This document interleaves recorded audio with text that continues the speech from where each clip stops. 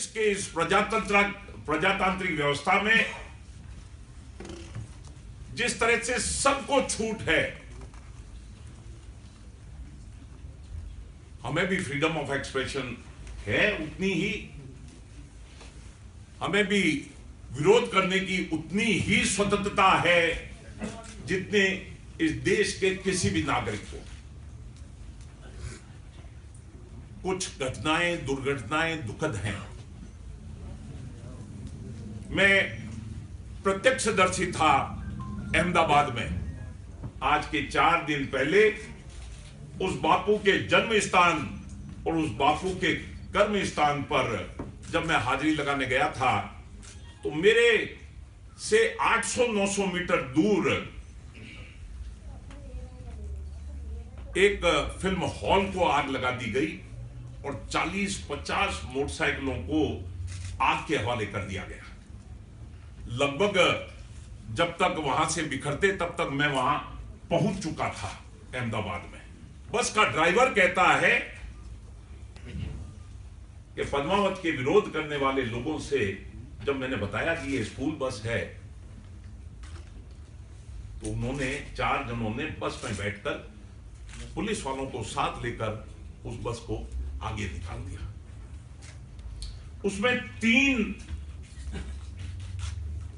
Teacher, 3 miss उस बस में थी कि ये जो फिल्म के विरोध वाले लोग थे जिन्होंने बड़े आराम से हमें निकलने दिया, पीछे से 2 मोटरसाइकिल आती हैं और कांच पर पत्थर फेंककर भाग जाती है।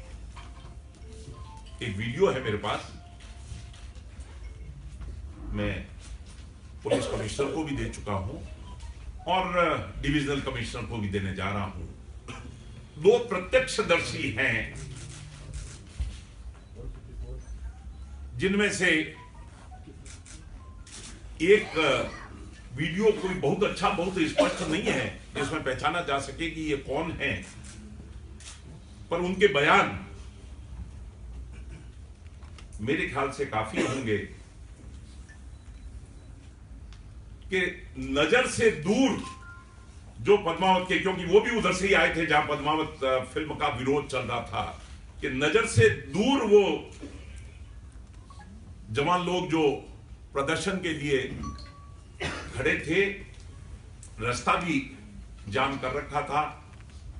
और जब हमारे पास में बस आई, हमें ऐसा महसूस हुआ कि वो जो कपड़े थे वो रिलायंस फ्रेश पर काम करने वाले किसी लड़के जैसे थे। वो जरूरी नहीं है कि रिलायंस फ्रेश पे जो रिलायंस फ्रेश वाला ही वो तरह के कपड़े पहने, कपड़े मैं भी पहन सकता हूं, आप भी पहन सकते हैं। उन 2 मोटरसाइकिल पर, एक मोटरसाइकिल के पीछे भी रिलायंस लिखा हुआ था, वो भी कोई लगा सकता है। रिलायंस प्रेस आपका तो हकूक है, हक है। मेरे मन में भी जज जाए तो प्रेस लिखवा ही लूंगा मोटरसाइकिल के पीछे और शायद इसी बहाने 4 रेड लाइट क्रॉस भी कर लूंगा। प्रेस वालों को थोड़ा तो प्रिविलेज है, प्रेस वालों को तो है भाई। तो इसलिए जरूरी नहीं है कि वो रिलायंस फ्रेश वाले लोग रिलायंस फ्रेश के ही हों, पर इतना तय है, मैं उन सभी सामाजिक संगठनों के बिहाफ पर कह सकता हूं जिन्होंने पूरे देश में, करनी सेना नहीं, राजपूत समाज की सभी संस्थाएं नहीं, मैं पूरे देश की उन सभी सामाजिक संगठनों के बिहाफ पर कर सकता हूं। जो कुछ भी दर्शाया जा रहा है वो छतरी कभी नहीं कर सकता। मर जाएगा इस काम के लिए, मर रहा है। कारगिल के जितने वॉर विडोज की सेवा करने का मुझे सौभाग्य प्राप्त हो रहा है, उतना ही उनका दुर्भाग्य है कि उनके पति देश की आजादी के लिए शहीद हो गए। क्या ये सांप्रदायिक गुंडागिर्दी नहीं है जिस गुंडागिर्दी को हम पर थोपा जाता है? क्या ये सांप्रदायिक गुंडागिर्दी नहीं है? क्यों नहीं पूछते ये चीज बंसाली से? और मैं गुड़गांव वाले मामले पर बहुत से बयान, बहुत से तीखे तीखे आरोप प्रत्यारोप दिखे देश में अगर कोई सर्वोच्च अदालत है, देश में कोई सर्वोच्च एजेंसी है, देश के सबसे ऊपर कोई जांच की एजेंसी है, चाहे न्यायिक, चाहे सीबीआई, चाहे जो कोई भी हो, हर उस एजेंसी से जांच कराने को तैयार हूं। और मैं जिनके कारण ये पद्मावत विरोध पूरा देशव्यापी हुआ है, उन सभी सामाजिक संगठनों के बिहाफ पर आपको विश्वास दिला सकता हूं कि कुछ भी हो जाए, इस तरह का पाप, ये तरह का करने वाले लोग, मैं फिर उन हॉल वालों से अपील करता हूं, मत पाप के भागीदार बनिए। बहुत बड़ी विडंबना है, जिस इतिहास को रचने के लिए हमारे बुजुर्गों ने सिर कटा दिए, जिस इतिहास के लिए लाखों लाख करोड़ का खून बहा दिया होगा, एक 200 करोड़ 150 करोड़ की फिल्म के लिए इस पूरे देश में इस तरह से क्यों हुआ? जो कुछ भी गलत हुआ उस पर मुझे खेद व्यक्त करने में कतई दिक्कत नहीं है, पर क्या कोई और भी जो षड्यंत्र के तहत 150 लोगों की राय है मेरे पास, मुंबई, पुणे, नासिक में 150 लोगों की राय है। कितने लोगों ने बताई बहुत अच्छी, बहुत अच्छी। तो मेरे 150 में से मैंने 2 आपको क्लिपिंग दी।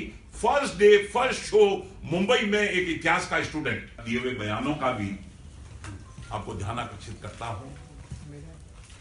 ये जो सेनाएं हैं, क्या क्या कहा आपके सामने हैं।